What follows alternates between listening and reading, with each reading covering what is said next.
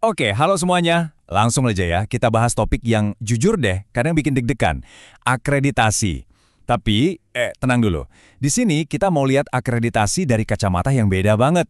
Gimana caranya mengubah beban ini jadi sebuah peluang emas buat sekolah kita jadi lebih baik secara beneran? Rasanya kenal banget ya sama perasaan ini. Kayaknya kutipan dari Pak Anang Mulyana ini pas banget ya. Tumpukan dokumen, administrasi yang ribet, sama rasa cemas. Aduh, itu udah jadi paket lengkap yang kita hadapi bareng-bareng. Nah, pertanyaannya sekarang gimana kalau kita balik ceritanya? Gimana kalau akreditasi itu bukan lagi soal ketakutan, tapi justru jadi bahan bakar buat sekolah kita lari lebih kencang? Yuk, kita bedah bareng-bareng gimana caranya. Oke, pertama-tama, kita harus sadar kalau ada pergeseran besar yang lagi terjadi. Dengan standar baru IA 2024, filosofi akreditasi itu berubah total. Ini bukan lagi soal seberapa tebal dokumen kita, tapi soal seberapa besar kinerja dan dampak nyata yang bisa kita tunjukkan.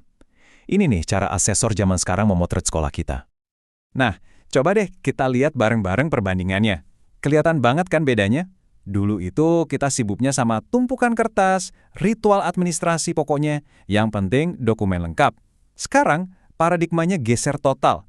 Fokusnya itu kinerja. Asesor nggak lagi nanya dokumennya mana, tapi lebih ke, oke, dampaknya buat siswa apa? Buktinya mana? Ini lompatan besar loh, dari yang cuma sekedar patuh, jadi benar-benar komitmen buat perbaikan berkelanjutan. Terus, kalau tujuannya kinerja, gimana dong cara kita navigasinya? Nah, jawabannya ada di alat yang super canggih dan sebenarnya udah kita pegang masing-masing, rapor pendidikan. Anggap aja ini kompas kita yang nunjukin arah biar sekolah kita bisa bergerak ke tujuan yang benar. Ini pola pikir yang paling penting. Waktu kita buka rapor pendidikan, lihatlah itu sebagai cermin, bukan palu hakim. Kalau ada angka merah atau kuning, itu bukan berarti kita gagal total. Bukan. Anggap itu sebagai undangan buat ngobrol sama diri sendiri, buat refleksi. Oke. Ada apa ya di sini? Apa yang bisa kita perbaiki? Gampangnya gini, rapor pendidikan itu hasil check-up sekolah kita. Tujuannya bukan buat menghakimi atau bikin kita malu, tapi buat nunjukin dengan jelas, bagian sini udah bagus loh. Tapi, bagian yang ini kayaknya perlu perhatian lebih. Jadi kita bisa kasih obat yang pas, nggak asal-asalan. Nah, ini nih kunciannya, biar kita nggak salah baca rapor pendidikan.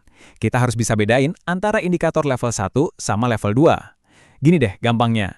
Indikator level 1 itu gejalanya. Misalnya, skor literasi siswa rendah. Itu kan gejala. Kayak orang demam.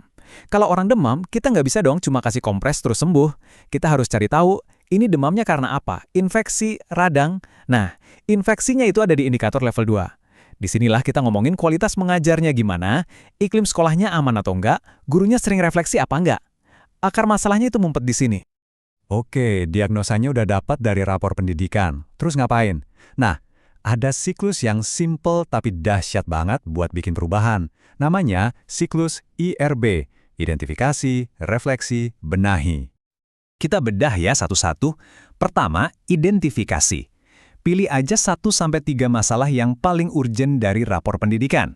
Ingat, fokus di level 2 ya, biar dampaknya maksimal. Jangan serakah mau beresin semua sekaligus. Lalu yang kedua, dan ini yang paling krusial, refleksi. Di sini kita jadi detektif. Tanya terus, kenapa ya, kok bisa begini? Gali terus sampai ketemu biang keroknya. Nah, kalau akarnya udah ketemu, baru kita masuk ke langkah ketiga, benahi. Bikin solusi yang benar-benar nyerang akar masalah tadi. Nah, ini dia jebakan Batman-nya. Sering banget kejadian sekolah lihat skor literasi rendah, identifikasi, langsung bikin program pojok baca, benahi, langkah refleksinya di-skip. Ini bahaya banget. Kenapa? Ya karena solusinya jadi nggak nyambung sama akar masalahnya. Akhirnya programnya nggak efektif, cuma buang-buang waktu dan tenaga. Jadi, gimana caranya biar refleksinya itu mendalam, nggak cuma di permukaan aja? Ada satu teknik simpel, tapi luar biasa ampuh buat ini. Namanya teknik 5 mengapa. Coba ya kita praktikkan. Misal masalahnya, skor literasi siswa rendah. Kita tanya, mengapa hashtag 1?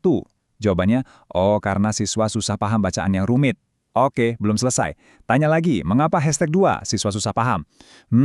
Karena guru cuma kasih tugas baca, nggak ada diskusi. Terus, mengapa hashtag 3? Guru cuma kasih tugas. Wah, soalnya dikejar-kejar target kurikulum. Gali lagi, mengapa hashtag 4? RPP-nya nggak mendukung. Ternyata RPP-nya emang belum ada strategi pemahaman bacaannya. Sampai akhirnya, mengapa hashtag 5? Dan bingo, ketemu akar masalahnya. Guru-guru ternyata belum dapat pelatihan yang cukup soal strategi literasi.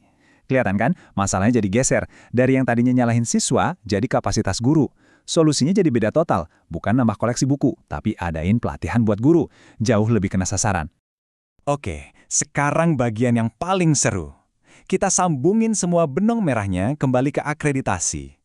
Gimana ceritanya semua kerja keras kita di dalam, analisis rapor, muter-muter di siklus IRB, itu bisa jadi bukti yang paling dicari sama asesor. Ini dia pencerahannya. Proses perencanaan berbasis data atau PBD yang intinya adalah siklus IRB tadi, itu bukan kerjaan ekstra buat nyiapin akreditasi. Bukan sama sekali. Justru itulah proses inti untuk meningkatkan mutu sekolah. Akreditasi itu cuma datang buat bilang, wow, kerja bagus, perjalanan perbaikan kalian kelihatan nyata. Jadi nyiapin akreditasi itu ya sama aja dengan meningkatkan mutu sekolah. Satu paket. Coba kita lihat di sini. Ini jelas banget hubungannya. Misalnya, rapor pendidikan kita nunjukin skor kualitas pengajaran rendah. Terus kita pakai siklus IRB dan akhirnya bikin program pelatihan guru. Nah, semua cerita itu, dari data yang merah, proses refleksi kita, sampai akhirnya ada program pelatihan guru, itu adalah bukti kinerja yang super kuat buat butir akreditasi tentang proses pembelajaran. Nyambung banget kan?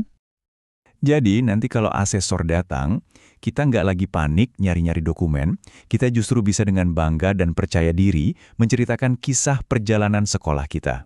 Sebuah cerita yang nyata, logis, ada datanya, dan otentik. Wah, itu jauh lebih berkesan dan punya bobot. Dan pada akhirnya, inilah perubahan pola pikir yang paling mendasar. Pertanyaan yang harus kita siapkan jawabannya bukan lagi dokumennya ada di mana ya, tapi apa kisah hebat di balik kemajuan sekolah kita.